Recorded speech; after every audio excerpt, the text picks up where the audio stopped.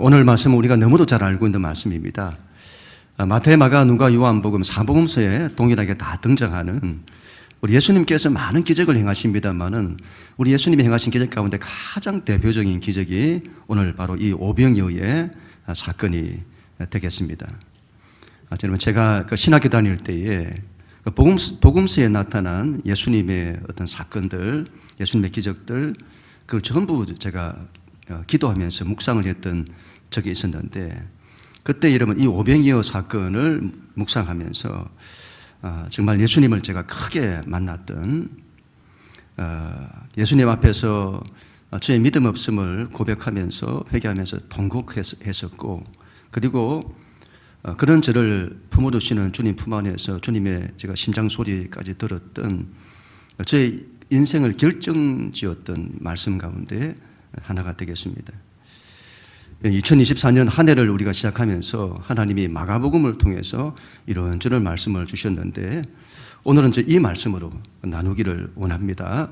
여러분, 이 말씀이 한 해의 우리의 삶과 가정과 교회 가운데 이 말씀이 그대로 이루어지는 우리 모두가 다 될 수 있기를 축복합니다. 34절 하나님 말씀 같이 읽습니다. 34절 시작. 예수께서 나오사 큰 무리를 보시고 그 목자 없는 양 같음으로 인하여 불쌍히 여기사 여러 가지로 가르치시더라. 아멘. 여러분, 예수님께서 그곳에 오셨다는 그 소문을 듣고 수많은 사람들이 예수님께로 나왔습니다. 그런데 예수님께서 당신에게로 나오는 그 큰 무리를 보시면서 목자 없는 양과 같음으로 그들을 불쌍히 여기셨다, 이렇게 말씀을 합니다. 목자 없는 양이라는 거죠. 그 양이 목자가 없다는 겁니다. 여러분, 양에게 목자가 없는 것만큼 비참한 것은 없을 겁니다. 여러분, 우리가 부모가, 예를 들어 부모 없는 아이가 부모 없이 자란다 할 때 그 인생이 얼마나 우리가 안타깝습니까? 목자 없는 양이 그렇다, 이 말이죠. 우리의 인생이 그렇다는 거죠. 우리의 인생이 목자가 없다는 겁니다. 여러분, 양은 갈 바를 알지 못하잖아요. 양은 눈이 어두워서 한 치 앞을 보지 못하는 게 양이고, 어디가 길인지도 모르고 어디가 위험한 곳인지도 모르고, 그리고 양은 아무리 힘이 없어요. 그래서 수많은 맹수들의 위협이나 그들의 공격에 넘어지고 속수무책으로 넘어지고 또 찢기는 것이 양인 겁니다. 우리가 인생을 그렇게 산다, 이 말이죠. 목자 없는 양과 같이 산다. 여러분, 우리에게는 목자가 필요합니다. 우리 인생을 인도해 주고 우리를 지키고 보호해 줄 목자가 필요합니다. 그 목자가 없었는데 그 목자를 발견하는 거예요. 그분이 바로 예수님인 거죠. 그래서 사람들이 그분에 대한 소문을 듣고 수많은 사람들이 그분에게로 달려온 겁니다. 다윗이 이렇게 고백하잖아요. 시편 23편 1절에 여호와는 나의 목자시니 내게 부족함이 없으리로다. 예수님께서 요한복음 10장 11절에 이렇게 말씀합니다. 나는 선한 목자다. 그분은 목자시다. 선한 목자다. 선한 목자는 양떼를 위하여 목숨을 버리느니라. 우리 예수님의 위대한 선언이시죠. 나는 선한 목자다. 나는 양을 위해서 목숨을 버린다. 이런 위대한 철학자, 위대한 또 종교가, 또 도덕이나 윤리를 가르치는 그런 사람들 우리가 좋을 수 있습니다. 그러나 그런 분을 내 인생의 목자로 저는 지금은 두고 싶지 않습니다. 나를 사랑하사 나를 위하여 당신의 목숨까지 내어주시는 그분이 우리의 목자이신 거죠. 저는 그 예수님이 참 좋습니다. 이런 모든 하나님 역사의 시작은 우리 주님의 한없는 은혜와 사랑에서부터 시작이 되는 거예요. 그 목자가 양떼를 바라보는 그 사랑. 예수님께서 우리를 바라보시고 불쌍히 여기셨다고 하시잖아요. 이 불쌍히 여기셨다는 이 말이 헬라어로는 단순하게 긍휼히 여겼다 이런 말씀이 아니라 창자, 우리 안에 내장이 끊어질 정도로 우리의 아픔과 고통을 느끼셨다, 그렇게 말하는 겁니다. 그분은 우리의 고통에 대해서 그분의 내장에 찢어질 정도로 우리의 고통을 그분은 더 크게 느끼시는 거죠. 이러면 사랑이 크기 때문이시죠.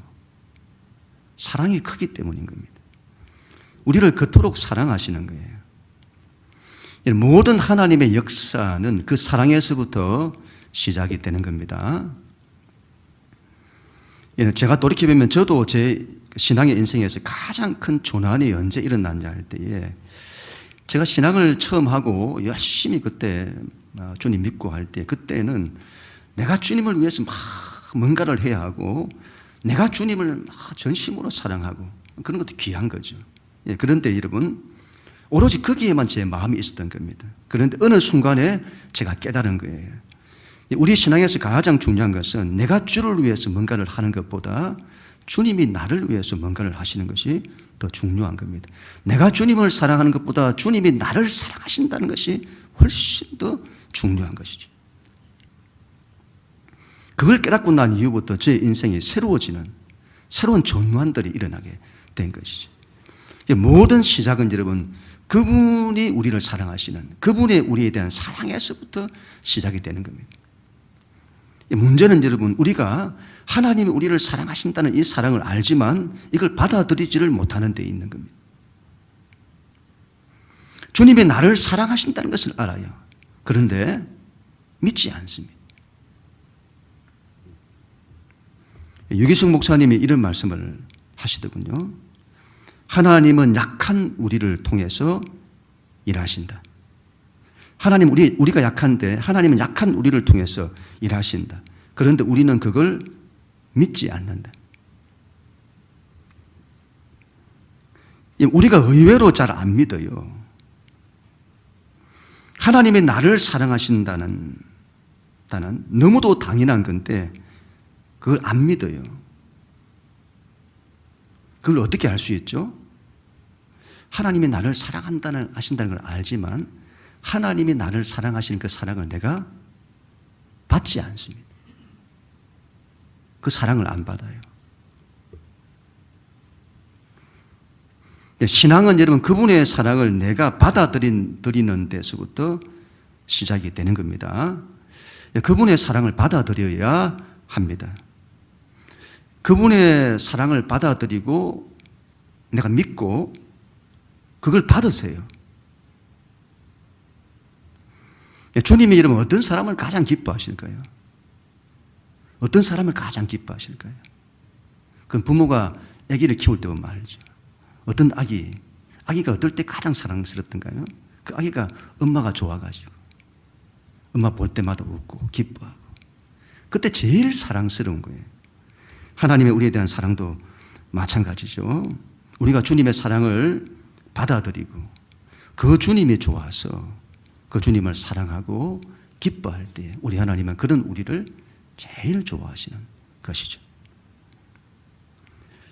아니 목사님 하나님이 나를 사랑하신다는 그 마음이 내 안에 안 일어나는데 그걸 어떻게 합니까? 이런 신앙은 감정이 아닙니다. 믿음이에요.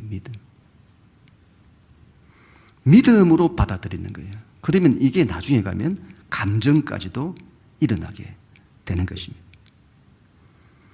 하나님의 사랑을 내가 받고 또 받고 그리고는 그분의 사랑을 내가 가장 크게 받는 사람이기를 원해야 됩니다. 그런 믿음을 가져야 합니다. 내가 하나님 사랑을 제일 많이 받는 사람 되기 원합니다. 그 마음이 있어야 합니다. 그리고는 이 하나님의 사랑을 받아들이고 믿고 그걸 자꾸 받는 걸 여러분들 자꾸 믿음으로 받고 이걸 이루어내야 된다는 거죠. 하나님의 역사는 우리가 하나님의 사랑에서 시작되는데 우리가 그 사랑을 받아들일 때 그걸 내가 받을 때 그때부터 하나님의 역사는 시작이 되는 것입니다. 그런 우리 모두가 다 될 수 있기를 간절히 축복합니다. 35절 같이 읽습니다. 시작. 때가 저물어 가매 제자들이 예수께 나와 여짜오되 이곳은 빈들이요 날도 저물어 가니. 아멘. 이런 오병이어의 이 기적이 일어났던 그 장소는 빈들이에요. 광야다 이런 거죠. 광야다. 우리는 지난 시간에 인생을 바다에 비유를 했잖아요. 인생은 바다를 건너는 거다. 그런데 여러분 오늘 말씀에서는 빈들이에요. 오늘 이 하나님의 사건은 빈들에서 일어난 사건입니다. 빈들이라는 말이 참 재미있어요. 이 그냥 들이 아니에요. 빈들. 비었다 뜻이잖아요. 아무것도 없다. 헬라어로 에레모스라고 하는데 아무것도 없는 곳. 먹을 것도 없고 입을 것도 없고 어디로 가야 할지도 모르고 소망이 없는 곳. 에레모스. 광야. 빈들이죠. 때는 여러분 저물어 갈 때입니다. 여러분 인생은 이랬어야 하잖아요. 해가 뜨듯 어둠이 걷히고 인생이 밝아져야 하잖아요. 그런데 그렇게 인생에 빛이 임하고 소망이 임하고 생명이 임하고 그래야 되잖아요. 그런데 저물어 가고 있는 거예요. 인생이 저물어 가고 있다. 이 말만큼 참 서글픈 그런 말이 없다. 참 말씀 묵상하면서 때가 저물어 가더라. 이 말이 참 서글프게 와닿았습니다. 우리의 인생이 저물어 가는 거죠. 해가 지듯 저물어 간다. 참 서글픈 말입니다. 오늘 오병이의 이 사건의 장소는 그와 같은 빈들에서 때는 저물어 갈 때입니다. 여러분의 인생이 빈들에 있습니까? 내 인생이 저물어 가고 있습니까? 오늘 성경은 우리에게 이렇게 말씀을 하세요. 그때가 하나님의 때다. 그때가 하나님의 때다. 날이 저물어 갈 때, 빈들에서 거닐 때, 그때가 하나님의 때. 내 힘으로 안 될 때, 빈손으로 걸을 때, 내가 고백해 여호와 이래. 인생의 빈들과 저물어 갈 때는 우리가 하나님의 때이고, 그래서 죽기로 가야 할 때인 겁니다. 인생의 빈들과 저물어 갈 때는 주님께로 가야 합니다. 어제 이런 큐티 본문이었는데 수르보니게라고 하는 이방 여인이죠. 이 여인이 예수님께로 찾아갑니다. 딸이 귀신에 들린 거예요. 자식이 귀신에 들렸으니 얼마나 그 인생이 고통스러웠을까요? 예수님께로 갔습니다. 그런데 예수님께서 너무도 매몰차게 이 여자의 간구를 거절하세요. 우리 주님이 사랑의 주님이신데 어떻게 그럴 수가 있냐 싶습니다. 이런 예수님께서 그 여자의 믿음을 시험하신 거죠. 그런데 이 여인이 예수님의 거절에도 낙심하지는 않습니다. 포기하지를 않아요. 그리고 끝까지 주님께로, 주님 붙들고 주님께로 가는 겁니다. 우리는 여러분 주님께서 뭔가 응답을 안 주시면 바로 낙심하고 포기해버리잖아요. 그런데 이 여자는 그런 때에도 더 주님께로 파고들고 주님께로 더 가고 더 가는 거예요. 예수님의 그 믿음을 보시고 그녀의 가정을 구원해 주시는 것이죠. 귀가 안 들리고 혀가 굳은 사람을 예수님께로 데리고 갑니다. 예수님께서 손가락을 거기에 넣고 침을 뱉어 그 사람의 입에 대시면서 말씀하세요. 에바다 하시잖아요. 열리라 하는 뜻인데 그러자 그 귀가 열리고 혀가 풀려서는 말을 하게 된 것입니다. 에바다, 열리라. 여러분, 참 이런 말씀이 참 좋습니다. 에바다, 열리라 하는 이런 말씀들. 예수님께로 가면 열리는 거예요. 열어주시는 거예요.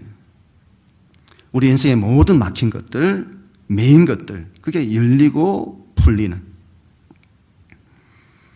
인생의 빈들에 우리 있을 때, 저물어 갈 때는 주님께로 이런 가야 합니다. 그러면 우리 인생이 열리고 풀리는 것입니다. 그 믿음으로 우리가 나가야 되겠습니다.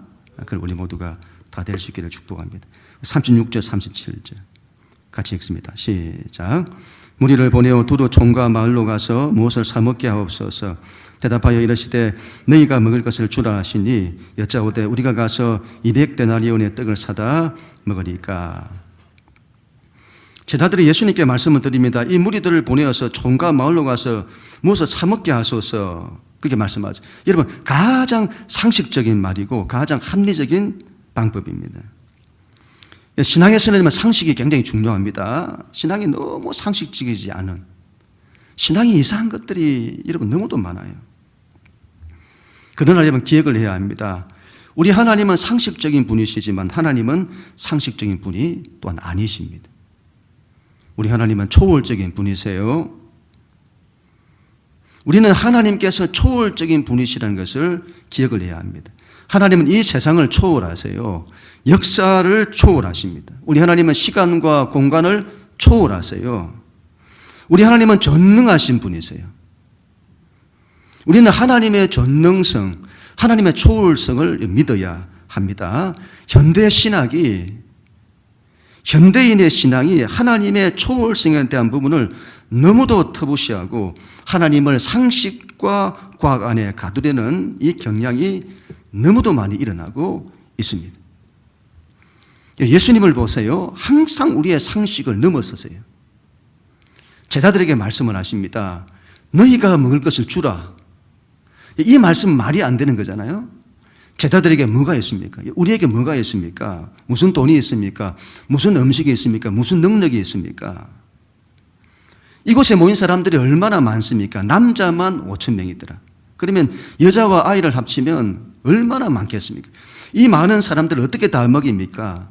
대체 우리 예수님은 계산이 있으신 건지. 이들을 먹이려면 200데나리온 이상의 돈이 있어야 하는데 하루에 여러분 노동자의 품삯이 10만 원으로 계산한다면 2천만 원이나 그 이상 되는 돈이 있어야 된다 이 말이잖아요. 이건 불가능한 것이죠. 너희가 먹을 것을 주라. 근데 예수님은 우리에게 너희가 먹을 것을 주라고 말씀하세요. 근데 여기에 대한 제자들의 반응은 할 수 없다는 거예요. 여러분, 예수님은 우리가 할 수 있다고 말씀하시는데, 그래서 너희가 먹을 것을 주라고 하시는데 우리는 할 수 없다고 하는 거예요. 우리가 여러분 인생을 살면서 얼마나 패배감이나 실패감으로 살아가는지 모릅니다. 그래서 우리가 삶에 대한 우리의 반응이 항상 제일 먼저 일어나는 것이 할 수 없다는 거예요. 안 된다는 거죠. 우리가 지난주일에도 이 점을 나누었잖아요. 인생이 바다를 건너는 건데 배를 타고 가다가 광풍을 만나고 파도를 만나게 됩니다. 파도가 쳐서는 파도가 배에 부딪히고 배가 흔들리죠. 그 파도가 배 안까지 들어와서는 배가 잠길 지경에 이르게 됩니다. 그때 여러분 제자들이 보인 반응은 전부 죽겠다는 거죠. 우리의 인생의 반응이죠. 전부 죽겠다. 할 수 없다. 안 된다. 이게 우리의 반응인 겁니다. 예수님께서 이런 제자들을 훈련시키시는 거라고 봅니다. 훈련시키세요. 이제 육신의 예수님께서 제자들을 떠나실 때가 가까이 왔습니다. 예수님은 우리 육신의 예수님이 안 계실 그때에 이 제자들이 예수님이 하셨던 것처럼 그와 같은 하나님의 일을 감당하기를 원하시는 겁니다. 그런데 이 제자들이 할 수가 없어요. 믿음이 없기 때문이죠.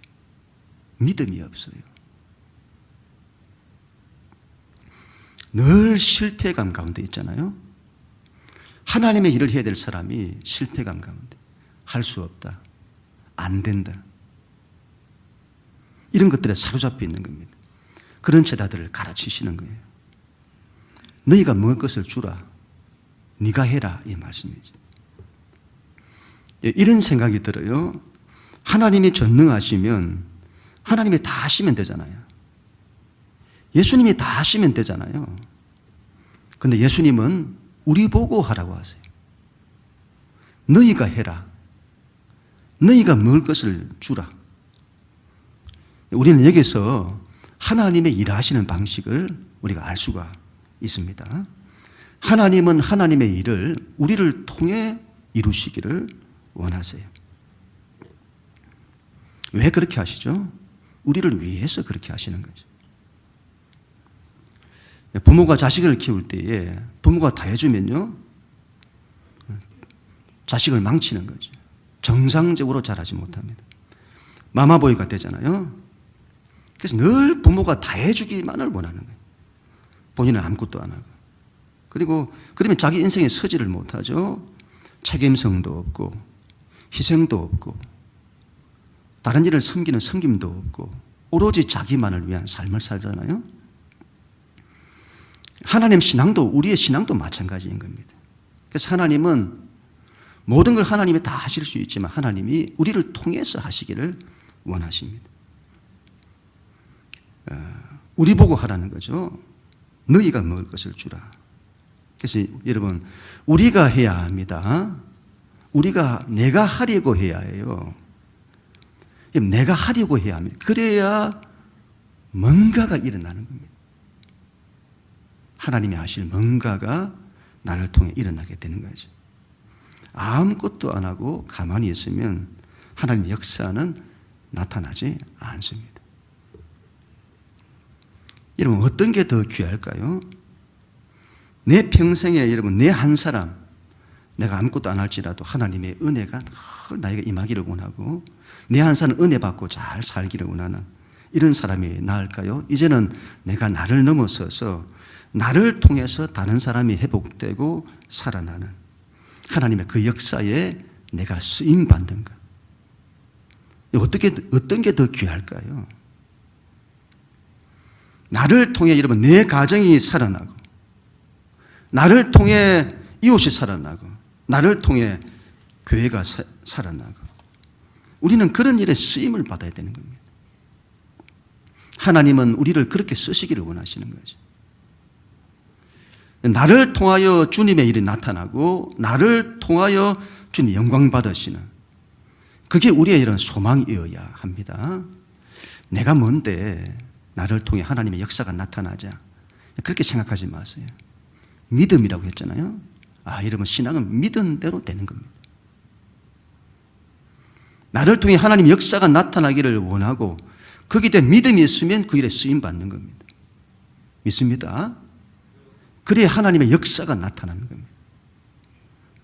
우리 연합교회 모든 교우들은 그래야 될 줄로 믿습니다. 그런 복된 한 날 되기를 간절히 축복합니다.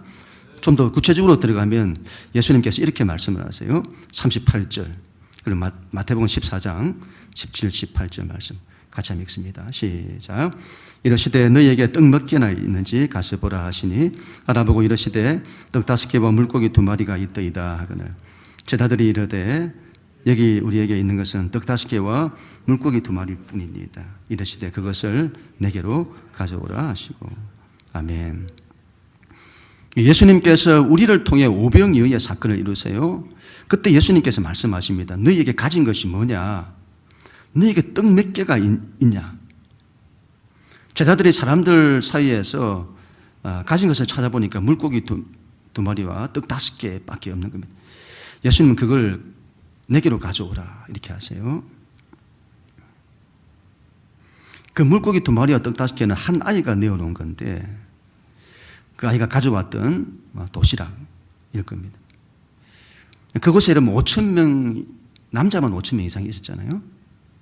그 중에 도시락을 가져온 사람들이 분명히 있었을 겁니다. 그런데 주님이 원하신다고 할 때에 그 말씀에 순종한 사람은 어린아이 하나인 겁니다. 오병이어 기적이 어떻게 이루어지는지를 우리 가운데 보여주는 거예요. 예수님의 말씀에 순종하는 그 말씀에 순종하는 한 아이의 작은 순종에서부터 오병이어의 그 엄청난 역사가 일어나게 되는 겁니다. 이런 오병이어 기적이라고 하는 것은 이 엄청난 사건은 처음부터 무슨 엄청난 것으로 시작이 되는 것이 아니에요. 한 아이가 드린 작은 순종에서부터 시작되는 거다. 물고기 2마리와 떡 5개 이런 아무것도 아니잖아요. 그런데 그걸 주님께 드릴 때에 주님께 드렸더니 주님께서 그 작은 것을 통해서 엄청난 역사를 나타내시게 되는 겁니다. 여러분, 우리 삶에 하나님의 기적 같은 역사가 처음부터 대단한 것으로 출발하는 것이 아니다 이 말이죠. 주님 말씀에 대한 작은 순종에서부터 시작되는 거다. 김미진 대표라고 하는 분이 계세요. 왕의 재정이라는 유명한 책을 지었는데 돈에 관심 있는 분들은 이 책을 반드시 읽어야 됩니다. 세상 모든 사람들의 관심이 돈이잖아요. 이건 믿는 사람이나 안 믿는 사람이나 똑같은 겁니다. 이분의 사역이 지금은 사역이 굉장히 커져서는 전 세계 150개 나라에서 사역을 하고 있다고 하는데 이분이 예전에 이제 60억 빚을 졌을 때 그때 이야기가 있더군요. 갚을 길이 없잖아요. 한두 푼도 아니고 60억을 빚을 졌으니. 그때 다른 방법이 없었다는 거죠. 그때 자신이 했던 유일한 한 가지가 하나님 말씀 붙드는 겁니다. 어떻게 할 방법이 없으니까 하루하루를 어떻게 내가 살아야 될지가 막막하고 너무나 힘든 거예요. 그래서 딱 한 가지, 주님 말씀 딱 묵상하고 주님 말씀이 딱 하라는 대로만 딱 그 한 치 앞만 바라보고 살아가는 거예요. 주님 말씀대로만 하는 겁니다. 묵상하고 말씀대로 하는 거죠. 그렇게 살기로 결단한 겁니다. 그렇게 하지 않고는 살 수 없잖아요. 근데 우리는 60억이라고 하니까 60억을 해결할 때 뭐 대단한 무슨 엄청난 사건이 일어났냐, 그렇게 해서 무슨 갚았냐, 그렇게 볼 수 있겠습니다만, 이분 말씀이 예수님, 그때 하나님이 본인에게 이렇게 말씀하셨다는 거예요. 네가 할 수 있는 작은 것부터 시작을 해라. 할 수 있는 게 없어요. 몸으로 때우는 것밖에 없던 거죠. 그래서는 식당 일부터 시작을 했다는 겁니다.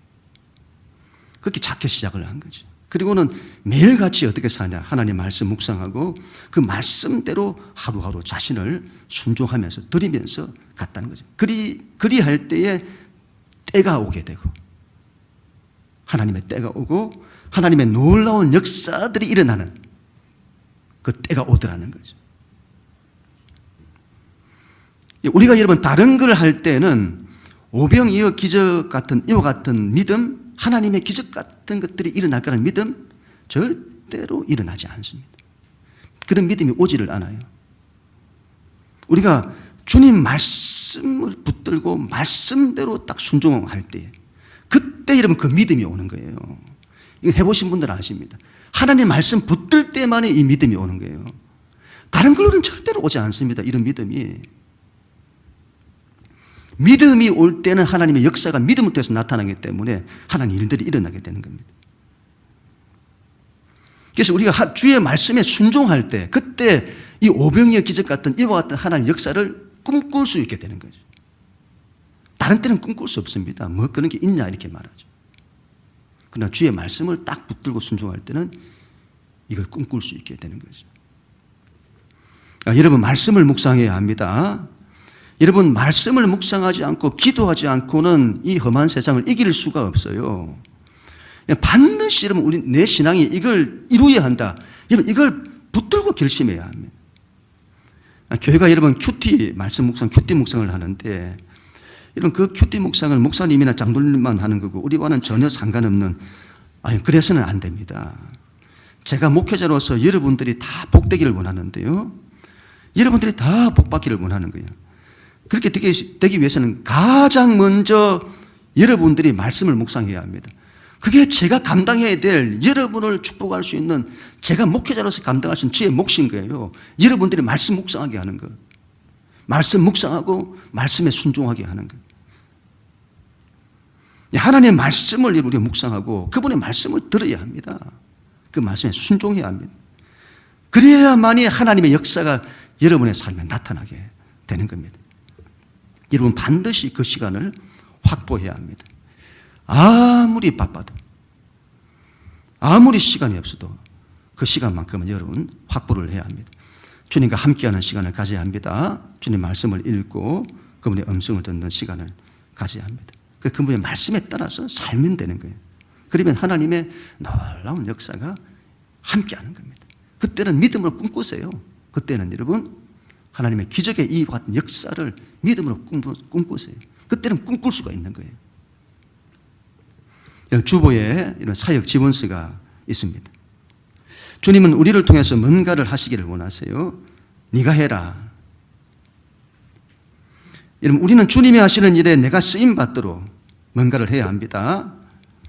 우리의 신앙은 무슨 축복을 목적으로 하는 것이 아니에요. 그러나 신앙은 우리 하나님 나라를 위해, 교회를 위해서 내가 뭔가를 할 때에, 섬길 때에, 봉사할 때 하나님은 그런 사람을 반드시 축복하십니다. 주님의 말씀에 순종해야 합니다. 우리가 가진 물고기 2마리와 떡 5개를 주님께 드리는 사람이어야 합니다.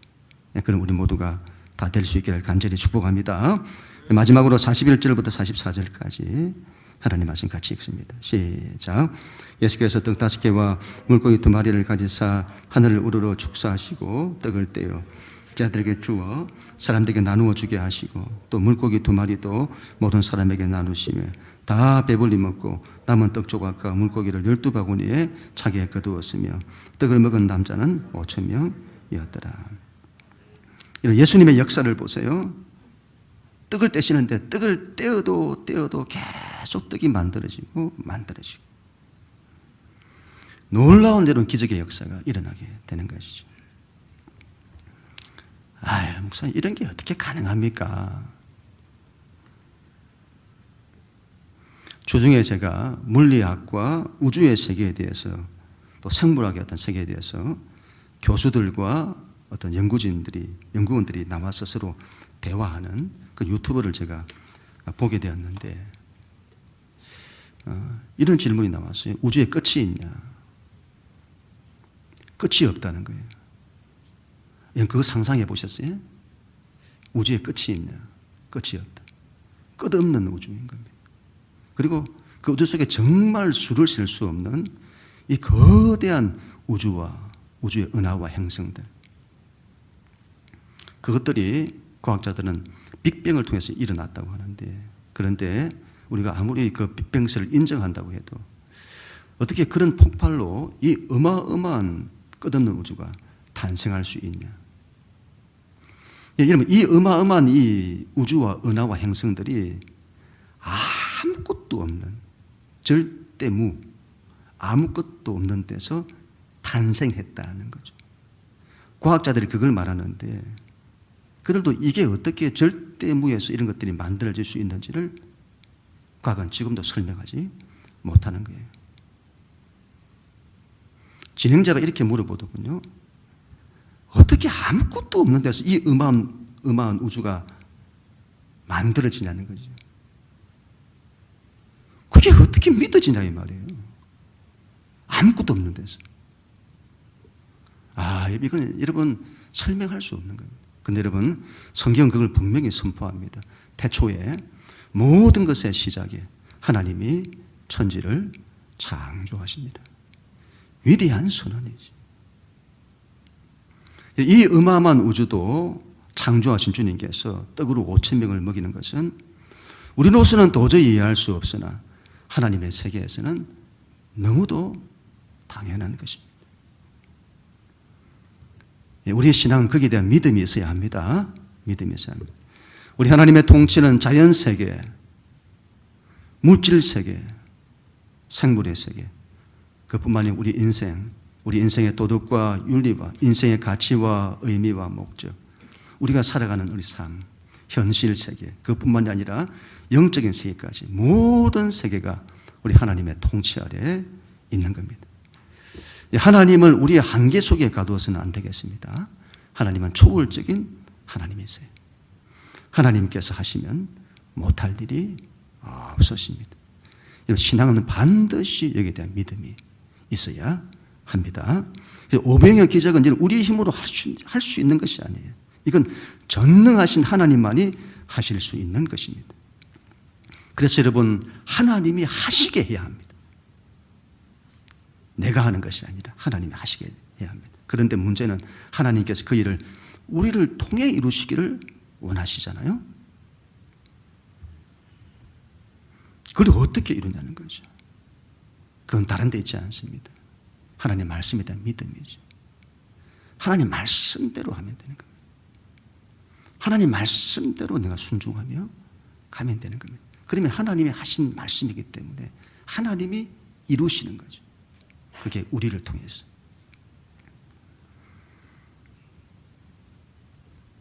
올 한 해 여러분, 우리를 통해서 하나님이 하시는 일들이 나타나는 우리 모두가 다 될 수 있기를 바랍니다. 함께 하나님 말씀 붙들고 말씀의 순종함으로 나아가십시다. 그렇다면 이 믿음을 가질 수 있는 겁니다. 하나님의 기적 같은 능력이 내 삶에 나타난다고 하는 이 믿음을 꿈꿀 수 있는 거죠. 이 믿음으로 모든 걸 일으키는 우리가 되어야 될 줄로 믿습니다.